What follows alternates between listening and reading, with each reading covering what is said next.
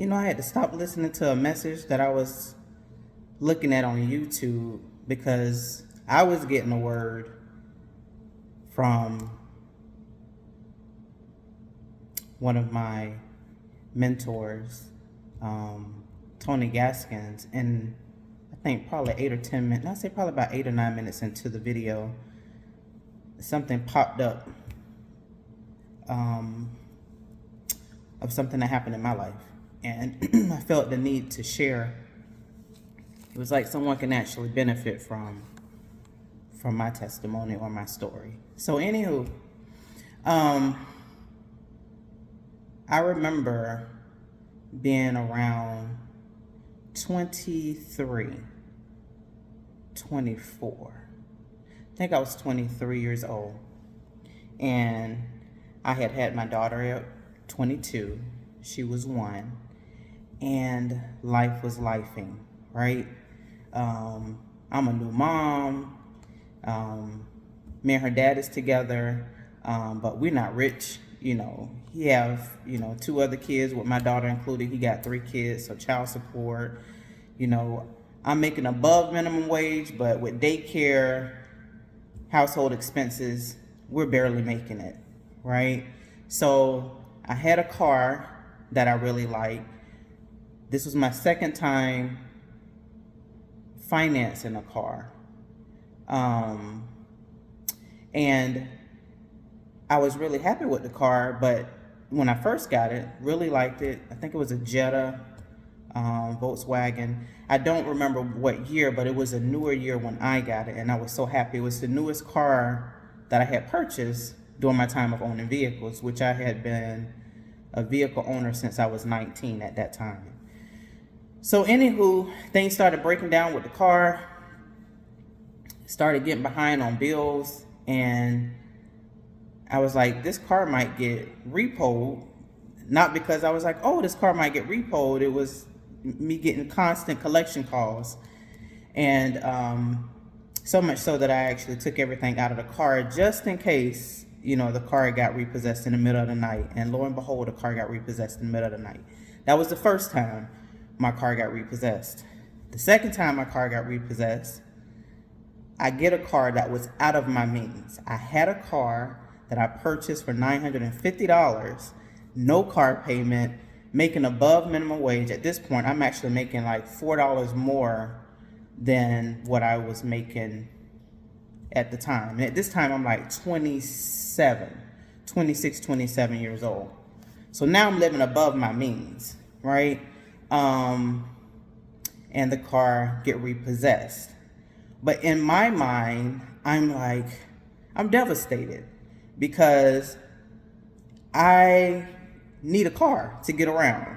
I'm in Florida. There's no way that I can get around town unless you're really close by your employer without a car. The bus system is not the best, and if you have kids and you got to take them to daycare, then go to your job, it was just really challenging, right? So it took me a long time to get reestablished and get back on my feet.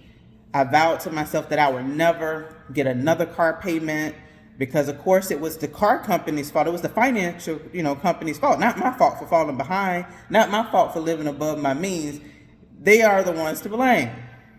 Anywho, fast forward, I started working in the repossession department, right, at Chase.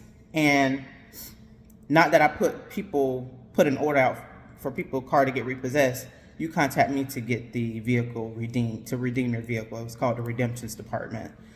So now I see why I had to go through those 2 experiences, because now I can relate to the people on my phone, because you just can imagine some of the phone calls that we're getting. These people are very upset. They're already going through financial difficulties. No one, unless you're a scam artist, but I would say probably 95% of the people that actually, finance a vehicle, their intentions is to make their payments on time. So statistically, there is the majority that wants to pay their vehicle on time. So if someone's vehicle is repossessed, most of the time you hear the same common story. People going through life, they lifing. You know, they might have lost a job. They might be going through a divorce. They might be going through sickness. They might be going through, you know, problems with their children, problems with their mate, problems with family members, you know, co-workers. Things are really, you know, going really bad for them to get their vehicle repossessed. So I remember telling the people on the other end of the story to try to soothe them, to try to make them feel better, that in what they might consider the worst time of their life is an actual blessing. And they would be like, what? How is it a blessing for me to get my car repossessed? I say, well, now that's $200 to $500 to $800 extra in your pocket. And I've been in your situation before. I remember having a $300 car payment that I knew I couldn't afford when I got a $500, $600 rent. So you see how close that was with my rent payment? That freed up $300 to $400 a month for me.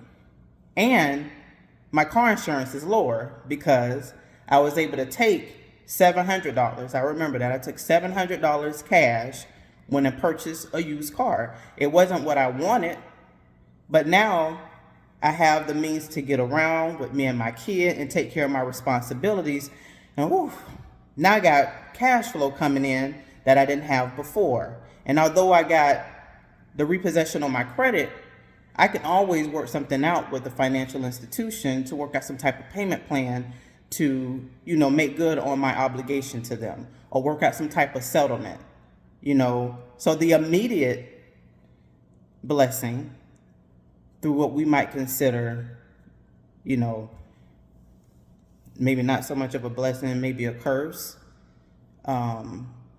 is relieving you of the financial responsibility. But I feel like this message relates more than just, you know, pay your car, don't get your car repossessed. It's anything that we're dealing with in life. Sometimes we can make it out to be this big, big problem instead of really sitting back to really think about the blessing out of that hard time that we may be going through. I know I'm not the only one. I know I'm not. I'm currently going through some, you know, what they want to call spiritual warfares and trials and tribulations, but I keep pushing through because I can see, you know, success on the other side. I can see victory over on the other side of whatever it is that I'm going through. And I just want to encourage you to not give up. Keep pushing forward. For me, there's nothing that I can't do in this world as long as I have my Lord and Savior Jesus Christ. That's my belief.